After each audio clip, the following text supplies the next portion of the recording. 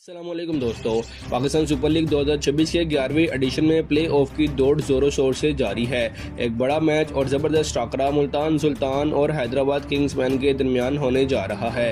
ये मैच कब खेला जाएगा, कितने बजे शुरू होगा, दोनों टीमों की प्लेइंग 11 क्या होगी, कौन सी टीम आज का मैच जीत सकती है, तमाम सवालों की मुकम्मल तफसीलात आपको इसी वीडियो में मिलेंगी।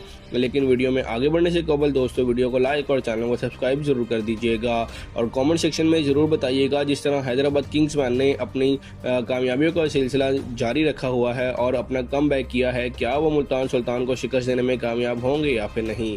दोस्तों, अगर मुल्तान सुल्तान की प्लेइंग 11 पर नज़र डाली जाए तो इसमें Ashton Turner, Mohammad Awais, Shan Masood, Steven Smith, जोश फिलिप्स, मोहम्मद नवाज, अरफात मिनहाज, पीटर सडल, मोहम्मद अरफान, मोइन कमर और मोहम्मद वसीम जूनियर शामिल हैं। दूसरी जानिब हैदराबाद किंग्समैन की प्लेइंग 11 में दोस्तों माज सदाकत, उस्मान खान, साइम अयूब, मार्नस लबोशन, कौशल पेरेरा, ग्लेन मैक्सवेल, मोहम्मद अरफान खान नियाजी, हसन खान, हुन्नैन शाह, आकिफ जावेद और मोहम्मद अली टीम में शामिल हैं।